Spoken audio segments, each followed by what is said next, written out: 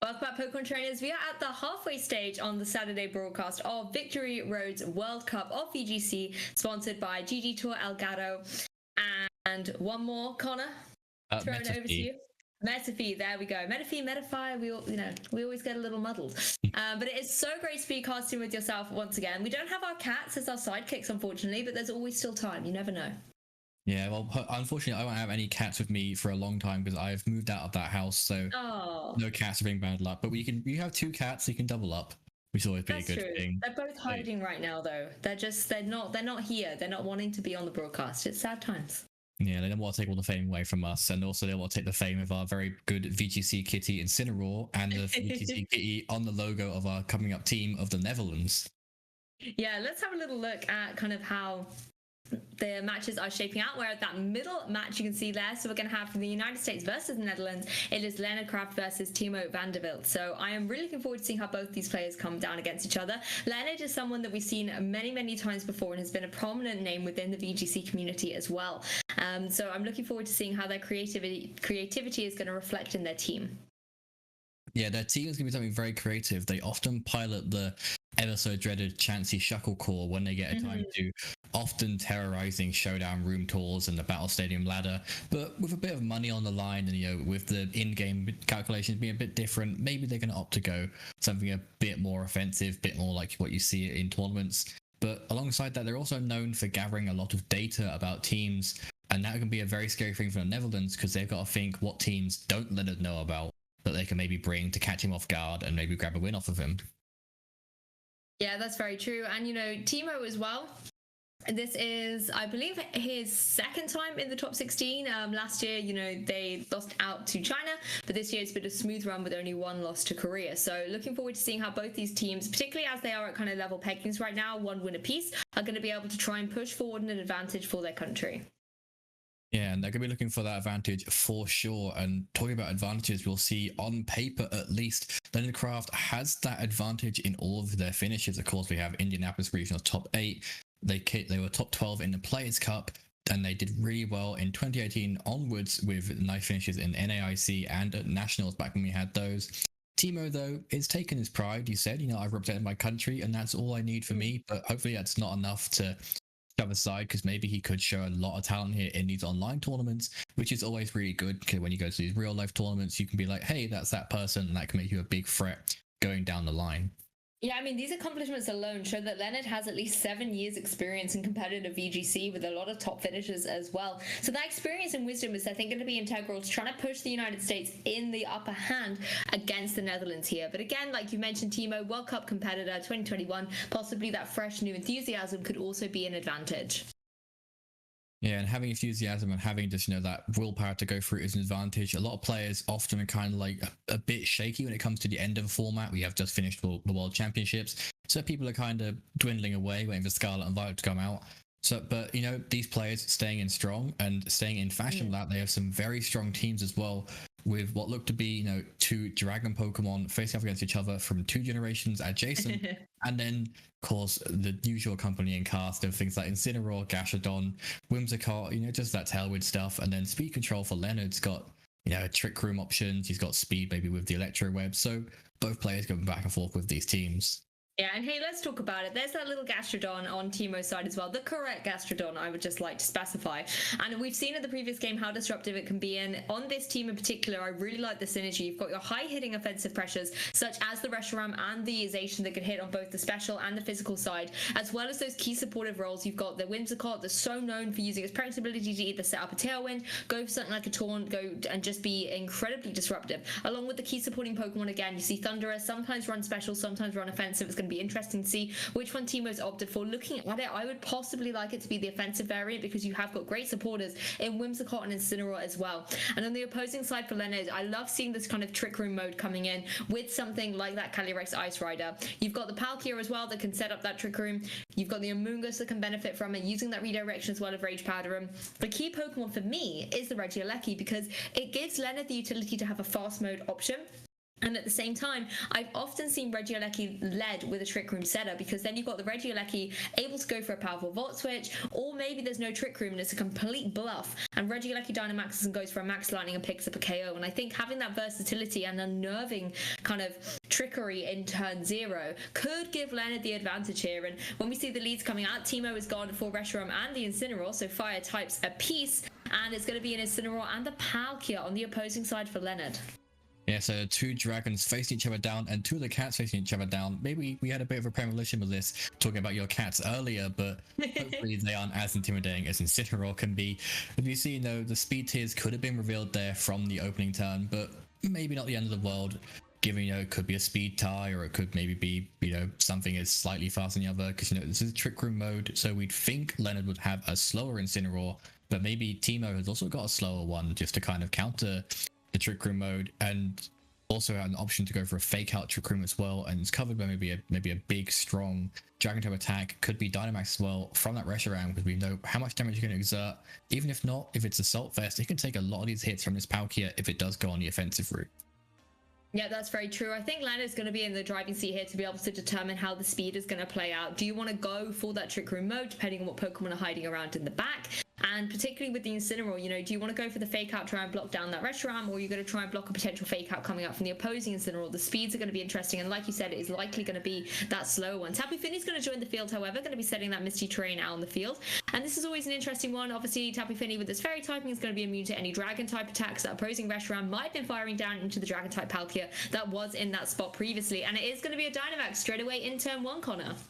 Yeah, the Dynamax straight away just gives Timo that pressure to really scare what was the Palkia, and if it has something like a Max Quake as well, has the pressure to get big damage on the Incineroar, possibly a knockout if it's EV to do that, and it has that special defense boost as well, which is amazing in front of most of Leonard's team. Of course, if it did maybe go for a Wormwind into the Incineroar as well, which it doesn't, that Max Quake, but that Wormwind, that would have been buffed, nerfed, as well, just because of the effect of Misty Terrain. And a possible Focus Sash is revealed there on the Incineroar, which we have seen a lot on this stream, showing that players maybe are working together to think, Incineroar doesn't have to have Bolt every time, and you can Parting Shot out straight away. So you do see that nice little Parting Shot. So when the Spadef boost has happened, there is now a special attack drop, which means it's going to be bulky, but at the cost of, you've lost some stats, and it's going to be a long run here now, as Palkia can come in even comfier because of the Mystery Retain and the special attack drop.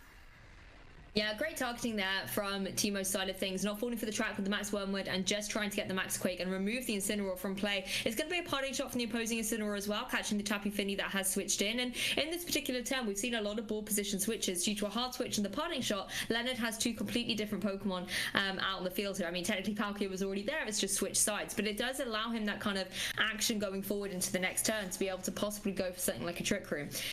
Timo as well going for the adjustment, bringing the second restricted out, and you have got that Zacian here that's come in unintimidated. Of course, the tricksy thing for Leonard is thanks to the parting shot of the Focus Sash, that Incineroar is hiding out at the back as well. It could always return at any point to throw and intimidate down and bring that Zacian right back down to neutral. Yeah, Zacian has to respect that it could be the Incineroar coming in from the back. At the same time, Leonard has to respect, it has moves to hit any of these Pokemon on the field. It has Play Rough for the Palkia. It can maybe go for a Sacred Sword if it calls the switch in onto that Incineroar. If we do see coming in, so if we do see Timo go for that call that, covers a lot of bases, but unfortunately might leave it a bit open to any move coming out of this Palkia. Dragon type moves, not the scariest. One of the downsides of having Tapu Fini, because you weaken your own Dragon type attacks, but it could be going for a Max Quake or a Max Geyser, setting up Rain, weakening any fire type moves, and all getting for death boost if you see the Dynamax does come out. Yeah, it's not every day we see that kind of secondary benefit of Misty Terrain actually coming into effect with halving the Dragon type damage. Normally it's just there to stop the status afflictions. So interesting to see it actually playing a potential kind of mind role here. It is going to be the Dynamax on Leonard's side as well. Palkia is going to take that position on the field as Zacian uses the opportunity to go for a substitute. And I like this positioning, allowing the Zacian to stay a little bit safer out on the field for Timo, as Reshiram can go for another Max Quake. So Timo really focusing on getting special defense boost up on the side of the field, which I think is pretty important considering that we know that there's a Palkia, we know there is a Tapu Fini there as well, special attacker, so it's good to have those measures in place. Of course, Leonard still has the utility to go for a Max Quake with his very own Palkia, and that is what we're seeing as well. So the special defense boost coming up on the opposing side, and this is going straight down into that substitute. It is going to remove it, leaving the Zacian that little bit more exposed going forward. Yeah, Zacian being exposed in front of these Pokemon isn't the nicest situation to be in, because you can be fake out if you don't go for that protect. If not, you have access to maybe a flare blitz to go into it, do a lot of damage, or again you go for a max quake, just getting that special defense boosted higher and higher, which is, you know, one of the downsides in facing these sort of matchups, because you just know where the special attackers are. You can catch the max quakes at the right time. You can just sit there in front of them and think, yes, you've got all these boosts, or yes, you've got a nice neutral stat, but I've now got +2 or +3 or whatever, which can be very scary going in for the opponent. Of course, when it goes small, they aren't as scary because you can maybe work around them, but you know, players still have the mind games to go through that. As we see, Zacian is switching out, scared of what move could come in, and everyone's favorite little colored Gastrodon is switching in there, maybe predicting a Max Geyser coming out, and Tapu Fini coming in as well. Doesn't really like Gastrodon if it does go for maybe a Scald later down the line. Yeah, you love to see it. Gastrodon's on the field. Reshiram's going to go for a Null and Max Quake, so that is going to be a +3 special defense boost for the Reshiram. And Gastrodon's going to get a cheeky one as well, thanks to switching in. And I think the key thing, like you mentioned, is having that pressure with the Storm Drone ability to draw in any potential water type attacks. So Palkia's not falling for it, going for a Max Quake as well. Going to be targeting down into the Gastrodon that switched and does a significant chunk of damage to it, about 60%. So poor Gastrodon not sitting in a great position thanks to that critical hit. So Palkia really trying to assert its dominance here and going, Gastrodon, I know you're annoying, but I'm going to try and find a way to deal with you. And you can see the recovery coming around as well from this Gastrodon, but that hit is certainly going to hurt it going forward. It's going to be in a much more vulnerable position. Yeah, it's going to be very vulnerable, unlike we've seen it in previous games across most of this series. Of course, that was a critical hit, so maybe it normally is easy to take hits from that. But with that going down to that damage, you know, you're open up to maybe a max Wormwind once the Misty Terrain has gone, or just another max Quake to get even more special defense boost, which would in turn negate any possible special attack boosts that come from a war type move that accidentally goes into that Pokemon. But I think Leonard is smart enough to not really go for that option, just keep hammering on their special defense boosts until Reshiram, Gastrodon, any other special attackers can't do much more. Of course, that's not much for when Zacian comes in, because Zacian can just click that player off button and could just maybe get a nice one-hit KO onto his Pokemon.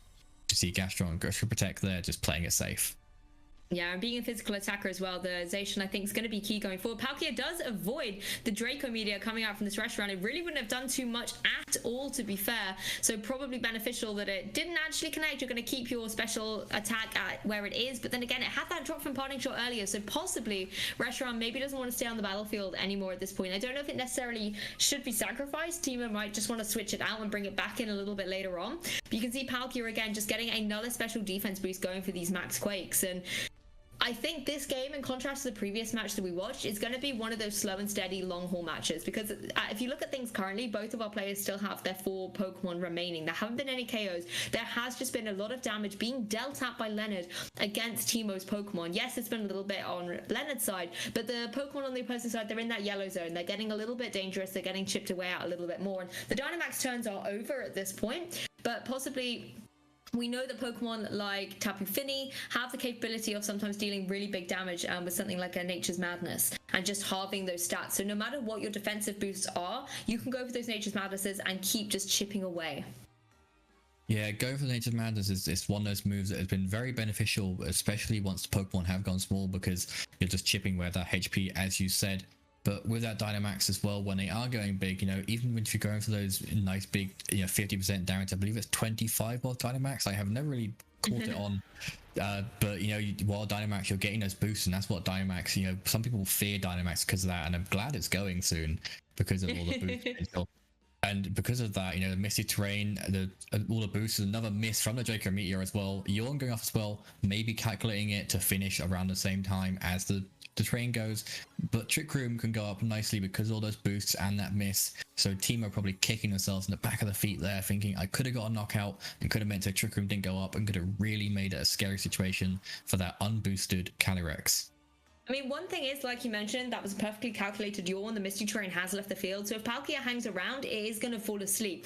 The option here, though, as well for Leonard, is it does give you the opportunity to switch out Palkia, bring something in from the back that might benefit from the Trick Room a little bit later on, or at least get KO'd so Palkia can come back in safely. That Trick Room has been set up. Something like a Glacial Lance is certainly going to hurt. Going to be able to put a lot of pressure onto that opposing Gastrodon while chipping away at Reshiram. But at the same time, if you are the Calyrex, you're going to have to be careful. You don't want to take any unnecessary fire type damage from something like the Reshiram. It has had its special attack dropped by parting shot previously, so possibly could be getting a weakness policy proc or something like that. I always try and avoid looking at the player's information, so apologies if you've maybe scanned something already that I haven't. But the mist is back on, so there is going to be no more yawn happening here from Gastrodon. And I love seeing the room service activate on this Tapu Fini, one of those unique items that when it first came out, everyone was so hyped about, and we've never really seen it play. When you're in a Trick Room environment, it will lower your speed by 1 stage. So Tapu Fini really actually quite happy to be here in this position, and the Incineroar switching in for Timo I think is critical here against that opposing Calyrex here. Gastrodon I think quite wisely protecting Connor. Yeah, Gastrodon protecting, just covering any base that comes for it, but then we do see the high horsepower single target into Incineroar, which would have caught that Reshiram off guard, not risking any maybe like low rolls on ice type attack, and puts it to about 50% HP, which is kind of scary given Nature's Madness can put that 50% to 25% and so on and so forth until Calyrex and just get some nice little one-shots on it and get like a double boost possibly. So Incineroar is going to have to really pick who it goes for the fake out in. If it does opt for that fake out, or might try and think, you know, I'm a very slow Pokemon myself. Can I go for maybe a parting shot on his Pokemon and survive? We already have seen the -1 onto the Calyrex, which is sometimes White Herb just to try and catch off those Incineroars off guard and get a one-hit KO in return. But, you know, opting to go for a different item means that, you know, Leonard is a kind of a step behind, but also a bit of a step ahead as well, just because of that call on maybe an instant coming in and just covering every possible slot with that high horsepower. Well, Gastrodon's getting out of there, and Zacian's going to join the field. And I like the switch in, particularly as the Calyrex has been weakened thanks to the Intimidate. You're now in a position where your Zacian could very easily get KO after KO here. You know, it's going to be able to deal a significant chunk to Tapu Fini as well, and put that Calyrex back in its place. Incineroar goes for the fake out into Tapu Fini, so we're not going to be able to see it go for any Moonblast or Nature's Madness here. As the Calyrex goes and connects the high horsepower, it is not going to be able to pick up the KO against Incineroar, but pretty much anything coming its way will be able to on the next turn. This is where the Zacian, I think, plays a really critical role. It sits in a very interesting position because it's got a lot of HP. It must be very tempting to go for something like a double up with the Nature's Madness and a high horsepower into it, just to try and pick up KOs against it, depending on how these speed interactions work out. Yeah, it's going to be very tempting just to go for a double up, but at the same time, if you're not covering that Incineroar, then are you really covering all the bases possible? Because Incineroar, you know, if it switches out like it has just done, means Intimidate's being recycled. If not, that would have been a really nice Flare Blitz going into that slot if caught off guard. Nature's Madness though will come out, go into that Zacian. Zacian isn't going to be sitting as healthily as it was, so it's going to be a bit scared of what comes out. Glacial Lance, you know, just covering for if that Incineroar stayed in or didn't go for anything, is going to go for these Pokemon. We'll see how much it does. It does go knockout on the Zacian. It's a critical hit though, which is really annoying for Timo, because maybe thinking he'd live that, but you know, it going down to very annoying. The Chilling Ray is going to fit even more, and you know, that's going to be really annoying going forward as well, because the Tapu Fini now has the ability, you know, not scared of that Zacian to just start Nature's Madnessing things, and Timo now has to wait for Trick Room to be over to kind of have any presence, I feel. I did not expect that Glacial Lance to KO. I was going to say high horsepower double up would have made a lot of sense, but I think you're right, going for the Glacial Lance just because you would have still dealt a significant chunk to the Zacian, and then possibly would have got the KO on that opposing Incineroar that had very low HP remaining. But the critical hit just absolutely paying off here, and we can now start to see the momentum possibly switching in this match. Trick Room is up. Leonard's starting to steamroll through these Chilling Lays, and also has a lot of dominance on the field thanks to that Trick Room environment being up. And this is where now things are going to start switching from the defensive plays, setting up defensive measures with Max Quakes, pivoting Pokemon in and out, to now actually going full on the offensive and getting KOs after KOs. Tapu Fini switches out in replacement for that Incineroar, which I think is great. You can then apply that fake out pressure once again, or if you get KO'd, it does give Leonard the opportunity to switch in a Pokemon again. Yeah, you know, the Incineroar isn't really scaring either of these Pokemon, given they're both well known to be special attackers. But like you said, it has that ability to just pivot out when it needs to. And if it can get a knockout on one of these low HP Pokemon, like Incineroar has just come in, it is going to be a very good buff, because, you know, then there's one as Pokemon for the Calyrex to worry about. The Gastrodon goes for Protect, standing strong and sturdy in its place, and Glacial Lance coming out is going to be really nice, because no matter what that other slot really was, I think could have taken a knockout. Just probably trying to play his best base there, Timo. Just keeping the Reshiram safe with a -1, but that's going to come straight back again. I believe this is now a plus, I believe it is, would be +1 after the Intimidate. So it's going to be that scary situation once again. Yeah, honestly, this Calyrex in the driving seat now. Incineroar's come in on his 1 HP, hasn't been KO'd, so it is going to be able to go for fake out into this following turn as Trick Room ends. And this is always an interesting dynamic, because if you're Timo, you're going to be bringing in, the Reshiram or the Zacian. You can always go, if you're Leonard, for that fake out into the Reshiram. I would say here it's the most threatening against that Calyrex. There's not really a lot that obviously Gastrodon can do to it, and then you could always click that Trick Room button again, and then suddenly you're Glacial Lancing for your life to be able to get this match sorted. And you can see the forfeit being locked in there by Timo, because that is ultimately the strategy that Leonard could go for, getting that second Trick Room up and just being able to steamroll through. And I think that game really was a tale of two halves. You had that slow and steady start, trying to build up towards this dynamic Trick Room endgame, and that's exactly what Leonard did, and it's what won him that first game. Yeah, you just go slow and steady to build up that pace, like you said, and then just getting that Trick Room off really late in, and then really playing the mind games, because a lot of players wouldn't really switch out a Palkia that has all those special defense boosts on it. But Leonard went for that and just, took the game from there with a lot of really good pivoting, and that Tapu Fini showing, what it does when it comes in Trick Room. So you see, there's a bit of a switch up here, maybe going to opt for maybe some like Sunny Day plus Fire type move shenanigans, or maybe Taunt shenanigans just to catch up Pokemon off guard. Whimsicott can't be redirected by that Rage Powder. It's gonna be really scary for both these Pokemon, which really rely on their status moves. So maybe, Leonard's probably have to think, what's going to be the worst Pokemon that's going to be taunted, switch that out, and then play by ear based on what actually does happen from that turn. Yeah, I think if this Whimsicott has Taunt, that's going to shake things up a lot, because you're going to be able to shut down that opposing Palkia from going for that Trick Room. The Amoonguss is also in a really difficult position. It doesn't want to take a potential Taunt to shut down its Spores, and at the same time doesn't want to take any Fire-type moves coming out from that opposing Reshiram. So a really nice switch from Tapu Fini here. Just bringing it in, going to be able to eat up any of those attacks the opposing Reshiram will throw at it, and generally speaking, Whimsicott can't do much to it at all, and then it can apply pressure with something like a Nature's Madness. Straight out of the blocks as well, Timo is going to be going for that Dynamax. I'm sure it's going to be that Reshiram. Not every day you see a Dynamax Whimsicott, and it wouldn't be beneficial in this position anyway. And Reshiram now in a position where it could go for something like those Max Wormwoods, or go for something like a Max Flare into what was the opposing Amoonguss. So I think the issue here is if there isn't a way to stop Trick Room's going to go up here, and then that Tapu Fini is going to have its speed drop by Room Service as well. Whimsicott going all in with a helping hand though. Yeah, Whimsicott going all in that helping hand, as that Max Wormwind is going to go a little bit through that drop from the terrain, and it's going to grab a knockout there onto a critical hit as well, so maybe that mattered. You seem very excited by that knockout there, Lou. Of course, Palkia normally sits around for quite a while on these Trick Room teams. Like, honestly, you just mentioned that, even in the terrain, it got that KO. It was like the terrain didn't even exist. Tapu Fini came in trying to do its best to help out its partner Pokemon, but Whimsicott going for the helping hand, getting the critical hit. I mean, Reshiram was just absolutely destructive in that first turn, but it is still only the first turn of the match. There's still many more to go. Yeah, that first turn, sometimes players can ride on that high of like a really good first turn, but Leonard, having these really bulky Pokemon is maybe can just go on from there. Of course, though, where there's bulk, that is sometimes a lack of offense, and of course, definitely with this core, a lack of speed. So if Timo could just go for like helping hand plus max, the helping hand and the Fire type attack, or maybe just playing around that Tapu Fini, because Tapu Fini isn't really an offensive Tapu Fini. Yeah, it's got maybe Moonblast for a special attack drop, and it's got its Nature's Madness for dropping HP, but that's also not a very accurate move. So Leonard, is having to pivot here and everywhere. And the Amoonguss as well is also nerfed indirectly because of the Misty Terrain set out by Leonard's own Tapu Fini, because it can't Spore, and it's sitting in front of Pokemon that can just taunt it or possibly knock it out anyway. I think you make a great point about the Max Flare, because Timo really has pinned Leonard in here, because you can just go for a Max Flare into that opposing Calyrex. There wasn't anything Tapu Fini could do to help support to stop it. Yes, you can go for a Protect so you don't take a huge amount of damage, but it forces you to bring that Amoonguss back on to go for some redirection in the next turn to potentially try and set up a Trick Room. Charm obviously going down into the Protect there, so not going to be having its attack drop, but good information to know that's on the move pool of that opposing Whimsicott. And you can see the Max Flare connecting, and we'll go through Protect doing a little bit of damage. But the fact that Sun's now in the sky as well means this poor little Amoonguss, if it wants to redirect that attack in the next turn, it is going to be absolutely fried and out of here for the remainder of this game too.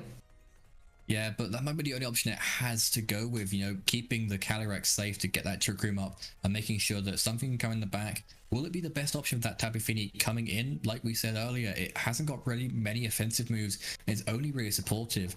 Charm coming out is just going to neuter this Calyrex more and more. So Timo, bringing all the little tricks in the back, just to kind of stop this matchup.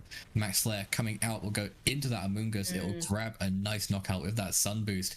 So no calculations really needed there. And Timo has the front foot unlike where Leonard set up Trick Room last game and had the front foot there, Timo is using the sheer speed of his Pokemon to just get the knockouts faster than Leonard can get set up, and then just rolling from there until there are no Pokemon left. Yeah, Timo has really utilised the Whimsicott well, going for the charms as well, particularly as it doesn't get affected by the Rage Powder like you mentioned earlier. It's just going to be dropping the attack of this opposing Calyrex. These are Leonard's last 2 remaining Pokemon. He can't switch out and reset that, and even if he could, Whimsicott's still hanging around. It could just go for another charm and you're right back at square one. So if you're Leonard, it's an unfortunate position where you really haven't got any offensive pressure. Tapu Fini can't do a lot. Yes, you can go for Nature's Madness, but ultimately that doesn't get KOs, and you're going to have to hit a lot of times against multiple different Pokemon in order to weaken it to a point where this Calyrex can get those KOs next to you. Yes, Trick Room is up. It could be perfect synergy if the attack stat wasn't as dropped on that Calyrex as it was. And I'm not too sure what else Leonard can do at this point. Yeah, Leonard really out of options. We see he was opting to go for a Dynamax, maybe just getting max Quake boost to try and be like, okay, if I can't beat you with attacks, I'll beat you with bulk. Of course, we are at a state in a game where Helping Hand plus a fire type move plus the Sun boost is going to be really scary, even when Dynamaxed, and with the drops as well from the charm. This is going to be negligible damage going into whatever slot this goes with. To, of course, super effectiveness against both the Pokemon available and Nature's Madness is available, but there we just see another charm going out, and that's just going to be really scary and possibly just the end game situation for these players here. Nature's Madness, I'm going to drop the Calyrex to the Reshiram, sorry, to 50%, and maybe a high roll from this Max Quake is what Leonard is relying on. High roll, crit, you can call any of them, hopefully not Commentator's Curse. We see just down to that red. Still does significant chunk considering it's at, you know, I think -4 on the attack drops there. It is going to be getting special defense boost as well. That's going to help it in the face of the blue flare. But again, Reshiram just showing why it's such a good restricted Pokemon. It still does so much damage despite that boost. And now Leonard really is on borrowed time here. I mean, the Calyrex is one more hit away from being KO'd. Yes, Reshiram is very likely going to go down at this point, but it does give Timo the opportunity to bring a Pokemon in from the back, and if that Calyrex doesn't have the utility to be able to pick up a KO against it, it can retaliate, get the KO against it, and then it really is Tapu Fini against the world. Yeah, and Tapu Fini against the world isn't the situation Leonard wants, because what is it going to do in the situation? Yes, it's weakening Reshiram's moves. Yes, it has the fairy typing, which dragon types don't like, but as you see, Timo can just switch out and get yet another attack drop down, and also that fake out pressure going into the next couple of turns, and Leonard maybe just staying around here to get some information out of Timo, seeing what Pokemon he bought as maybe a countermeasure for the first game, and also seeing what moves could come out. Of course, he has found out the charm exists on this Whimsicott, so maybe he's got an own little move himself to stop that from happening.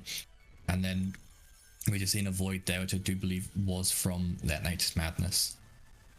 Yeah, Whimsicott taking a huge chunk from the Max Hailstorm. Would have easily been a one-hit KO if it hadn't had its attack start dwindled away. But of course we'll be able to set the Hail as well. That's going to be a little bit of chip that can be controlled. Going to just be able to go away against the Whimsicott and the Incineroar that has joined. But I really think Incineroar is the key Pokemon here, because you can easily go for something like the Fake Out, or you might as well at this point just switch straight on the offensive. Go for those Flare Blitzes, try and pick up a KO against it, leaving the Whimsicott to maybe chip away at Tapu Fini. Yes, it might be going with something like a Moonblast. It might be dealing pitiful damage, but at the end of the day, what is Tapu Fini going to retaliate with? A Moonblast to its very own?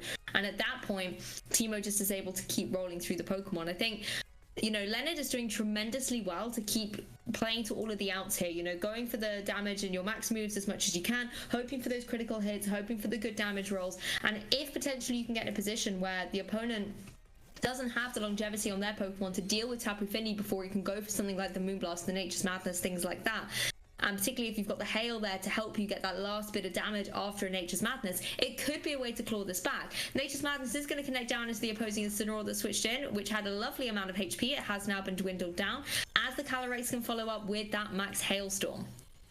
Yeah, Max Hailstorm going to Zacian is going to do very little, as we see just here, just given its typing. And that's just another Pokemon that is scaring this field. The nice little super effective Flare Blitz going down. Incineroar is often the supportive Pokemon, so it's nice to see it getting its knockouts and getting its due diligence where it needs it. And then it's going to be putting the team into the situation where we have a nice strong Zacian with its nice strong Behemoth Blade facing down Tapu Fini. And this Incineroar can just be a bit of supporting cast. Maybe a Flare Blitz could be the make or break of a bit of a chip, or just parting shotting to making sure its special attack is dropped even further.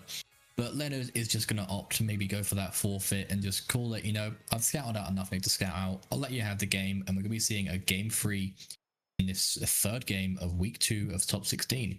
Yeah, I think it would have been really difficult for Leonard to claw back that game too, but that's why you have to look onwards to game 3. I mean, Timo just came out, switched straight on the offensive, which was a great contrast to what we saw in game 1, and that completely threw Leonard very early on. But when you come into the game 3, we were talking a bit about Leonard's wisdom and experience when looking at his accolades, and he's going to be able to draw on that and think, hey, these are the adaptations you made. Maybe I could read you as a player a little bit, predict what you're going to do in this game 3, and adjust accordingly. It's going to be Reshiram and Incineroar, which I believe were Timo's leads in game 1, and then a shake-up here from Leonard. We have got the Palkia and the Tapu Fini out on the field. Yeah, this lead kind of puts the pressure onto the Reshiram straight away. The Misty Terrains are weaken any Dragon type attacks. Fire type attacks aren't really going to be a bother out of these Pokemon, and Max Quakes are going to be done in the case of maybe just trying to get a special defense boost, and we're just going to leave these Pokemon open to take less damage and then return with their own Max Quakes. Palkia, unless that Gastron is in the back, is loving both of these Pokemon on the field. It has a stab, super effective water type move for that Incineroar, or you can just go for a Max Quake into the Reshiram, and if we do see Gastron come in, you know, it's going to be a special defense boost, which Gastron doesn't like seeing. Tapu Fini can really do anything in this situation. It can go for a Moonblast for a bit of chip, it can go for a Nature's Madness for a bit of chip, or it can go for a Heal Pulse or a Taunt, try and predict things, maybe stopping a parting shot. If it does happen, because we do know the activation of the room service hasn't activated yet, so maybe it's calculated to outspeed Incineroar out of Trick Room and then unspeed it whilst in Trick Room. Yeah, I'm honestly loving seeing this room service on here. It's such a unique item, and I feel like it just never fit into the metagame to be a viable choice, particularly on a Pokemon like Tapu Fini that hasn't been seen too often either. Reshiram's going to go straight into its Dynamax in the beginning of this match, and Leonard's going to match it as well, making an adjustment too, and I believe this is going to be the Palkia, I believe, coming out. I wouldn't imagine a Dynamax Tapu Fini. I have been proven wrong before, but I think Palkia makes the better choice here. You can start going for something like the Max Quakes, boosting up the special defense, and possibly getting a KO on something like the opposing Incineroar that Timo has opted to bring in this particular lead for game 3. Switching things up though, Incineroar's going to go for the fake out into Tapu Fini, so we're not going to see any Nature's Madness or tricks coming out from the Alolan Guardian this turn, as Reshiram really does shake things up, goes for the Max Overgrowth into Tapu Fini, and is going to be able to deal significant damage to it. Not enough, I believe, to get the KO, but it is in such a precarious situation here, as well as overriding that terrain, meaning Reshiram's free to go for those Dragon type moves without worrying about the damage being halved. Yeah, that is a very good play from Timo, you know, calling, maybe I can get a knockout with this super effective grass type attack, and even if not, like you said, there is that, the deactivation of Misty Terrain, meaning Dragon type moves will do even more.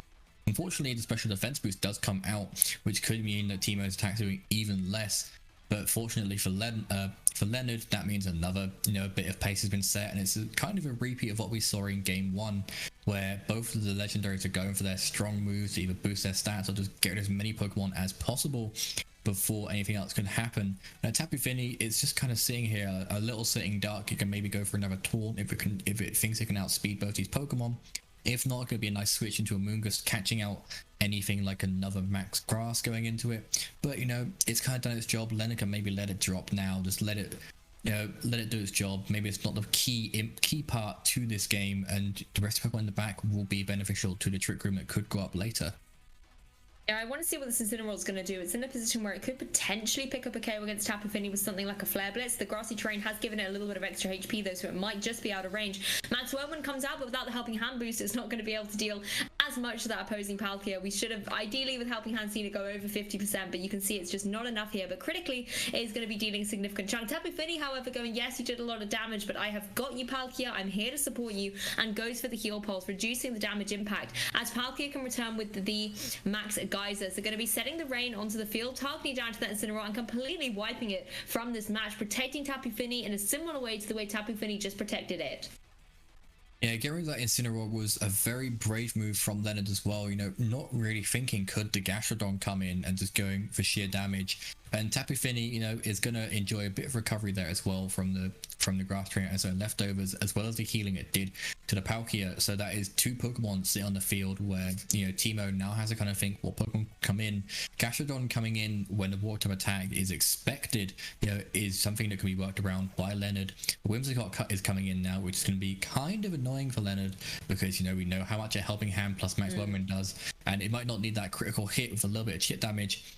So Tapu Fini, you know, maybe has to pull out some more guns and more tricks to say, oh, I can heal you back, or maybe just go for something else that can stop that from happening entirely. You do see it though switch out into, I believe that's Incineroar. It's chosen it is the Incineroar, which isn't, the most direct play you can see people making, because, these are two special attackers, but maybe just trying to hope to catch maybe another Max Grass or maybe a Max Wormwind or Max Flare into that slot. Protect from Palkia, just scouting out what could go on, doing any changes though. Moonblast though, going into that Incineroar, just trying to get rid of that Tapu Fini. We could maybe see a double up into that slot. Yeah, Reshiram just going to go straight for the Max Quake here. Going to be able to find its mark on the Incineroar that has just switched in. Of course, unaffected by Intimidate as a special attacker. It's going to be still hitting with a heavy punch, and it will remove the Incineroar from play. I like the switch in for the Incineroar. Yes, Intimidate wasn't beneficial, but I think paired up with that Max Guard, it did allow the Incineroar to possibly go for the Fake Out into that next turn, stop the Whimsicott from going for something like a Helping Hand or a Tailwind or something like that, and just allowing Palkia to maybe deal enough damage to get a KO in that following turn with the Fake Out support. Incineroar's gone though, however, Reshiram was able to apply a lot of pressure, and I think this is where the Dynamax Pokemon have been quite pivotal in this match. You've got the Palkia picking up the KO with Incineroar with the Max Geyser, and now you've had the Max Quake on the Reshiram picking up a KO on the opposing Incineroar. So having that flexibility of Intimidate, parting shots has been now removed from both of our players here, and now it's going to really come down to the other Pokemon and the speeds, a little bit like what you were talking about earlier, where speed control can be so important, to who's going to be able to get those next KOs in succession. Yeah, it is going to be really scary for both these players, because now seeing the Calyrex coming out, the Trick Room speed control is going to be something that both players have to keep in mind. Of course, the Palkia is going to love being in Trick Room. Reshiram, not so much, especially now that it's losing its Dynamax factor. Means, yes, it can go for a nice fire type attack, but that rain and with how bulky it can often be, will it be enough? Helping Hand could be that little bit over the edge to get it, but Leonard, putting the pressure on where it is due. Of course, that double knockout into the knockout on the Incineroar was a bit maybe unsettling for Leonard. Thinking he'll go for an attack into my Palkia. But we just see Leonard's opting to maybe go for a fence here instead of trying to calculate maybe speed tiers would be a good thing to control. Yeah, very true. And I wonder if Palkia is going to go for that Trick Room option. You can see Leonard kind of thinking about it, trying to decide the options, because then you can utilize the room service on that opposing sort of Tapu Fini as well. And you've got the Calyrex and the Palkia in a position where they can do good damage. Palkia, speaking of big damage, is going to have to take a heavy critical hit Moonblast from that opposing Whimsicott, kind of saying, we know that we spoke about Whimsicott as a supportive Pokemon, but it can still hit really hard with those Moonblasts as well. Palkia is going to be eating its berry with his Wiki Berry, going to regain a little bit of HP. As Draco Meteor does come out and connect down onto that opposing Palkia, it is going to be hitting hard, it is going to be able to get the KO, and now eyes really do come down to that Calyrex and whether it has Trick Roomed or not. Yeah, that Calyrex, it is going to be riding on that Trick Room, possibly hoping Palkia get it up. The Glacial Lance does come out, but it is still a very powerful Glacial Lance coming from this Pokemon. It could maybe get a knockout on at least one of these Pokemon. Don't see it, just misses both of them though, because of the Focus Sash, and of course that Fire typing helping in a lot there on the Reshiram. So of course, it's not the end of the world, because we still have got a full HP Calyrex. We could go for a Trick Room. But Tapu Fini coming in here, it's not going to be that best Pokemon to come in. Yes, the Dragon type moves are weakened, but, we've already seen that, Fire type is an option for this Pokemon, and it's already had that special attack drop as well. So Leonard maybe having to ride on, no critical hits come along, no cheeky calls come along. Charm is going to be a bit annoying if it does come out, but it's not going to be the end of the world, if it does, because, these Pokemon are already at really low HP, but then it comes down to what is in the back, and can that deal with these Pokemon? Honestly, I would love to have seen a Trick Room happen there. Yes, you still have to contend with Charm, but Whimsicott really doesn't like taking a Glacial Lance. I think even at the drop, it still would have done a significant amount of damage, possibly even taking it down to that Focus Sash.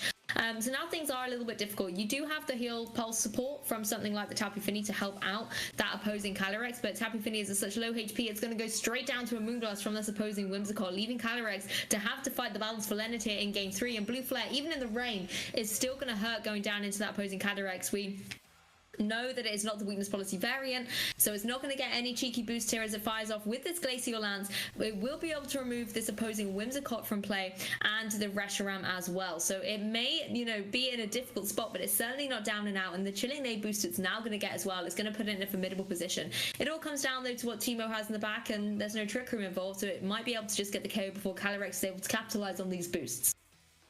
Yeah, Calyrex, getting those boosts off, quite easily and comfortably. Of course, the Reshiram was riding on every possible damage roll boost it could possibly get, with the rain being up, with the special attack drop from the Draco Meteor. It was a bit scary. As Zacian comes in now, Zacian, of course, is going to be really nice into this ice type Calyrex, but Calyrex could be carrying something like Berry Berry, or God forbid, maybe like a Focus Band. But it could come down to very, very minor, complications and conflictions in what the damage rolls can be.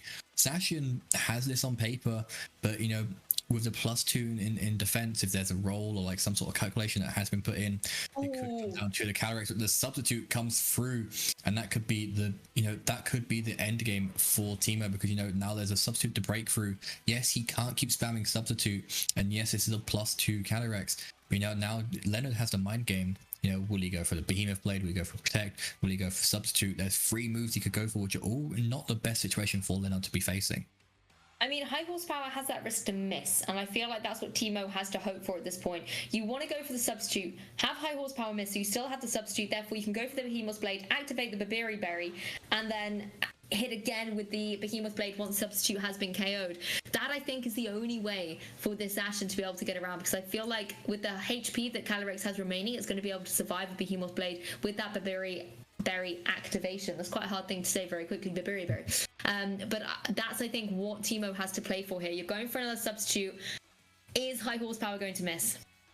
Well, I do believe there was a Glacial Lance from this poker, which is a great call there by Leonard, maybe thinking he's just going to spam substitute. And that also keeps the PP wall going very well if that does come to that end game. With the +2, it might end a crit as well. That could fade that substitute. It does.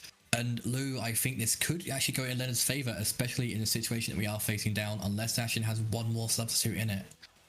Yeah, this is where things get incredibly difficult. I love the adjustment there for the Glacial Lance. It's going to be able to, thanks to the boost, get the damage anyway. We're going to see the Behemoth Blade come out. The Berry Berry is going to activate. Now, if this is able to push through, then Timo's going to be victorious. If not, I feel like Leonard is going to be able to take this with retaliation. The Berry Berry pays off. It's able to survive, allowing the Calyrex to deal damage in return to that Zacian with the Glacial Lance, particularly with the limited HP. I think it's only 25% now that the opposing Zacian has. That's why it couldn't go for another substitute here. It only had 3 in the tank. It means that Leonard's going to be able to take game 3. Huge congratulations. Yeah, Leonard taking that game 3 is an amazing turn of play, and the field was completely switched up. Of course, there was so many different things that happened. There could have been the high horsepower miss, it could have been a Glacial Lance low roll, and we can see, Gimli's caused you a couple of complications and decided to turn up last minute. Maybe want to see some Incineroar action, but kind of missed it. Yeah, he's like, where's the kitty? Where's the Incineroar? But it got KO'd. It got KO'd by 2 max moves apiece. There were 2 Incineroars and you missed it. But I think that was a critical part of that game 3. And throughout the whole set, we saw a very different story as the matches played out. Game 1 was very slow and steady, a lot of methodical switching, setting up towards an end game. Game 2, Timo just came out of nowhere, got those big KOs and was able to steamroll game 2. And then in game 3, it was almost like both players took a leaf out of Timo's playbook and went, we're going to go a little bit more defensive here. And I honestly thought Leonard could have been down and out at one point when the Calyrex didn't go for that trick room, but it turned out to be the winning play, and particularly the Berry Berry instead of a weakness policy was certainly what he needed to get that victory.